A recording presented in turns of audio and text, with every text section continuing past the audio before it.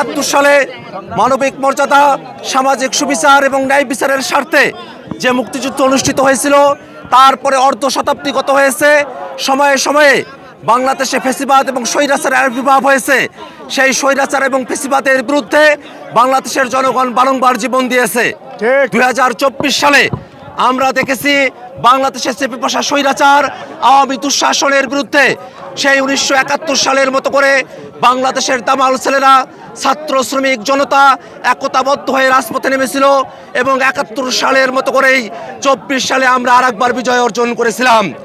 আমরা জানি 47 আমাদের এই ভূখণ্ডের মানচিত্র এঁকে দিয়েছিল, 71 আমাদের স্বাধীনতা অর্জন করেছিল এবং 24-এর মধ্য দিয়ে আমরা নতুন বাংলাদেশের পথে অগ্রসর হওয়ার আমরা সুযোগ পেয়েছি।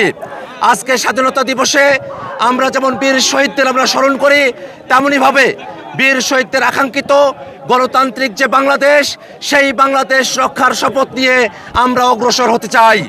সেই শপথের জন্যই এই বাংলাদেশে জুলাই অভ্যুত্থান পরবর্তী সময়ে সংস্কারের জন্য গণভোট অনুষ্ঠিত হয়েছে। সেই গণভোটে বাংলাদেশের অধিকাংশ জনগণ তারা হ্যাঁ এর পক্ষে মতামত ব্যক্ত করেছেন, সংস্কারের পক্ষে তাদের মতামত জানিয়েছেন।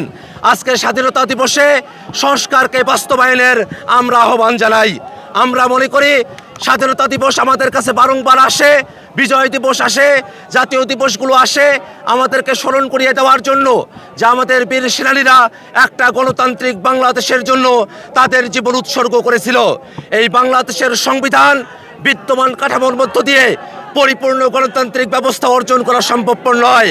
আমরা জাতীয় নাগরিক পার্টি এনসিপি একটা নতুন সংবিধানের দাবি জানিয়ে এসেছিলাম, কিন্তু বাংলাদেশের রাজনৈতিক দলগুলোর সাথে ঐকমত্য কমিশনের আলোচনার মধ্য দিয়ে একটা সংবিধান সংস্কার পরিষদের মধ্য দিয়ে একটা সংস্কারকৃত সংবিধানের প্রত্যাশা সকল রাজনৈতিক দল প্রতিজ্ঞাবদ্ধ হয়ে জাতির কাছে তারা ওয়াদা করেছিল। কিন্তু আমরা এখন এসে দেখতে পাচ্ছি সেই কাঙ্ক্ষিত জুলাই সনদ, সেই গণভোটের রায় বর্তমান বাংলাদেশে বাস্তবায়ন করার ক্ষেত্রে টালবাহানা করা হচ্ছে। আমরা মনে করি জুলাই সনদের সঙ্গে প্রতারণা করা, গণভোটের সঙ্গে প্রতারণা করা, বাংলাদেশের জনগণের সঙ্গে প্রতারণা করা, স্বাধীনতার সাথে প্রতারণা করা, 24-এর সাথে প্রতারণা করা। বাংলাদেশের জনগণ কোনোভাবেই কোনো প্রতারণাকে বাংলাদেশে প্রশ্রয় দেবে না। আজকে এই স্বাধীনতা দিবসে সরকার দলের কাছে আমরা বিনীত কণ্ঠে আহ্বান জানাবো, স্বাধীনতার মূল মন্ত্রকে ধারণ করে গণতান্ত্রিক বাংলাদেশ বিনির্মাণের জন্য 24 অভ্যুত্থানের আকাঙ্ক্ষাকে লালন করে গণভোটের রায়কে বাস্তবায়ন করে বাংলাদেশকে একটি গণতান্ত্রিক স্থিতিশীল রাজনীতির থেকে অগ্রসর করার জন্য আপনাদের কাছে আমরা আহ্বান জানাই। বীর শহীদদেরকে শ্রদ্ধা জানিয়ে আমি আমার কথা এখানে মুক্তির জন্য আমরা যুদ্ধ করেছিলাম। আমরা 24-এ এসেও যখন বাংলাদেশের মানুষ মার্জিনালাইজড হয়েছিল, তখনও আমরা আন্দোলনে নেমেছিলাম এবং বাংলাদেশের মুক্তির জন্য লড়াই করেছিলাম।